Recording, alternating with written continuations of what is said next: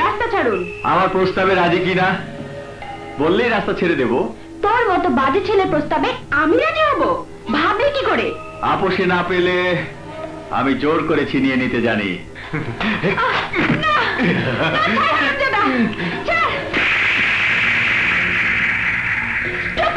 শালি, তোকে আমি এমন শিক্ষা দেবো যে কাল থেকে তুই আর ঘরের বাইরে বের হতে পারবি না। চুপ শালি, আমার গায়ে হাত দেওয়ার মজা তোকে আমি বুঝাবো। এই চল না, এক এক করে কিস খাবি। এই কিস খা।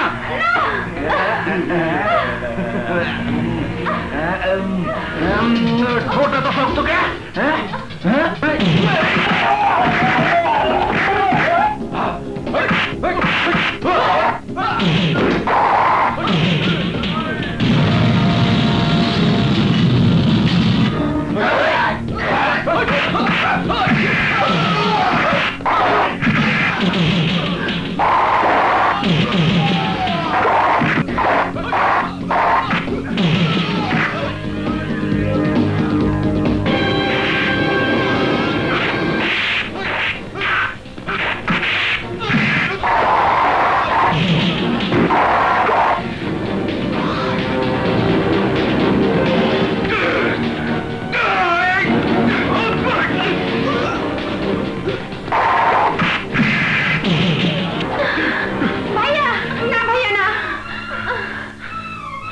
বাচ্চা, তুই আমার বোনকে মারতে চেয়েছিলি। ভাইয়া চলে আয়।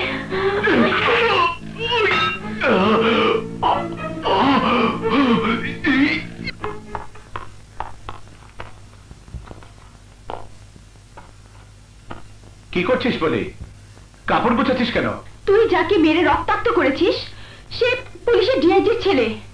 ওর কিছু হলে ওর বাবা এক গাড়ি পুলিশ পাঠিয়ে দেয়, তাই পুলিশ আসার আগেই তোকে নিয়ে পালাতে হবে। না বলে আমি ন্যায়ের পক্ষে, তাই আমি পালিয়ে যেতে পারি না। তোকে পারতেই হবে ভাইয়া। ও মারা গেলে তোর ফাঁসি বা যাবজ্জীবন হবে, তখন আমার কি হবে? তুই তো ভালো করে জানিস আমি অন্যায় সহ্য করতে পারি না। আমি ব্যবসা করে যা পাই, গরিব দুঃখের দুঃখ দেখলে তাদের মাঝে বিলিয়ে দিই। দুর্বলের উপর সবলের আক্রমণ দেখলে সে অত্যাচারে সবলের উপর ঝাঁপিয়ে পড়ি। তাই বলে তুই আমার জন্য নিজের কথা ভাববি না? তোর জন্য আমি আমার জীবন দিতেও পিছপা হব না। তুই যদি আমার কথাই ভেবে থাকিস ভাইয়া, তাহলে চল পুলিশ আসার আগেই আমরা পালাই। ওই শয়তান মিন্টুর বাবা খুব খারাপ মানুষ। কিন্তু যাব কোথায়? ঠিক আছে, যেতে যখন হবে চল নিজের বাবার ভিটে ফিরে যাই, যেখানে আমরা আমাদের বাবা মাকে হারিয়েছি, সেই চট্টগ্রামের আলমডাঙ্গায়।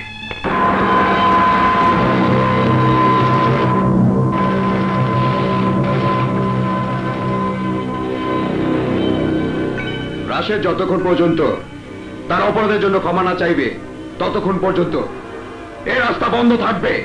এই তোরা যা, রিক্সা ভ্যান ভেবে রেখি সব আটকা।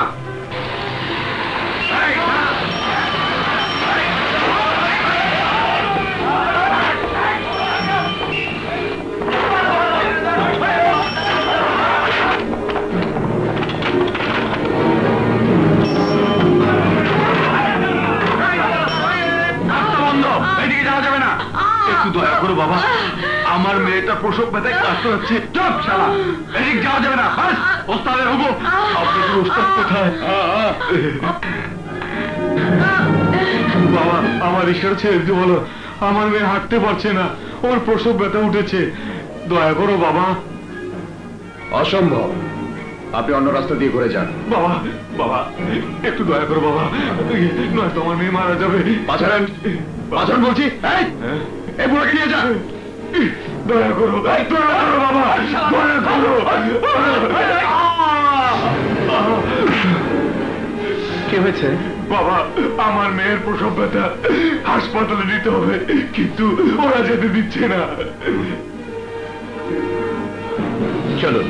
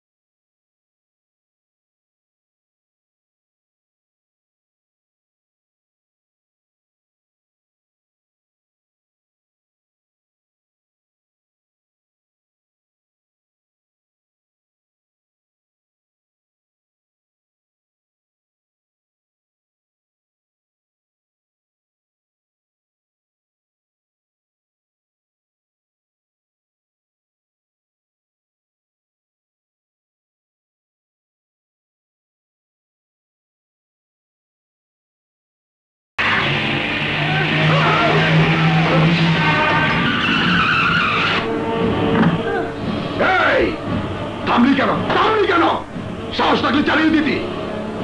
চালাতাম, কিন্তু বাবা মা ছোটবেলা শিখিয়েছেন রাস্তার বিড়াল কুকুরকে ছাপা দিতে নেই।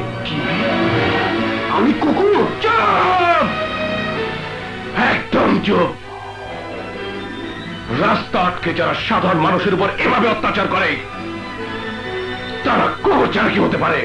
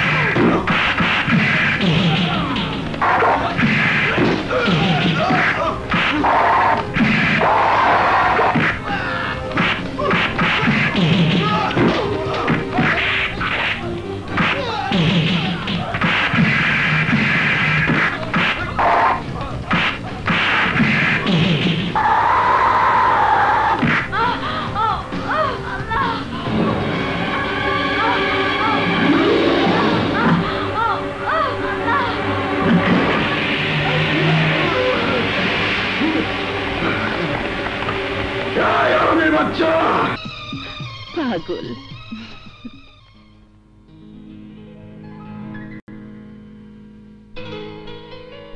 Good morning uncle.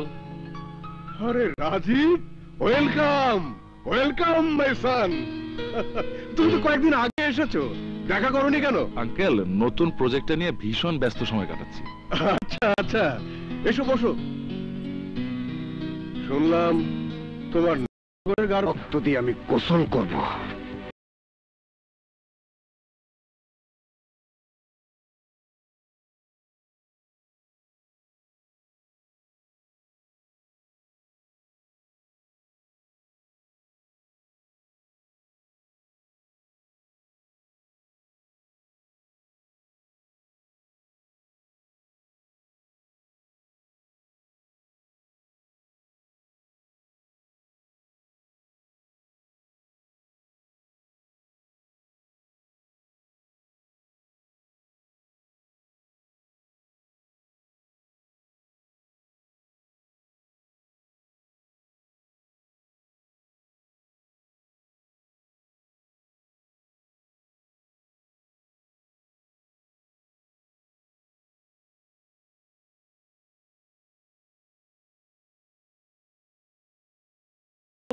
কি রোগের দাওয়াই চাই? ওই যে রবিন আমাকে পাত্তাই দেয় না, সারাদিন রাস্তাঘাটে মারামারি করে, আর আমি যদি ভালোবাসার কথা বলি অমনি সাপের মতো ফোঁস করে ওঠে। বুঝেছি বুঝেছি, আর বলতে হবে না। না কইতেই সব বুঝা ফেলাইলা। এই কবিরাজ ফটিক চান রোগীর চেহারা দেখলেই সব ধরতে পারে। হ্যাঁ? তারে কোন রোগে ধরেছে তোমার হাতটা একটু দাও তো।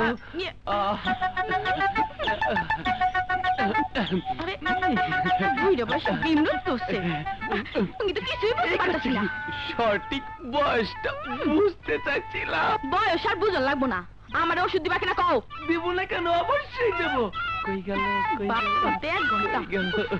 এই পাইছি পাইছি পাইছি, এইটা হলো প্রেমিক প্রেমিকার ওষুধ। এই ওষুধ তো আমার চাই। আস্তে আস্তে সমস্যা আছে। এই ওষুধ দিতে হলে আগে ভালোবাসার পরিমাণের মাপ জানতে হবে। সেটা কি করে জানবেন? ফটিক চানের কাছে সব ব্যবস্থা আছে।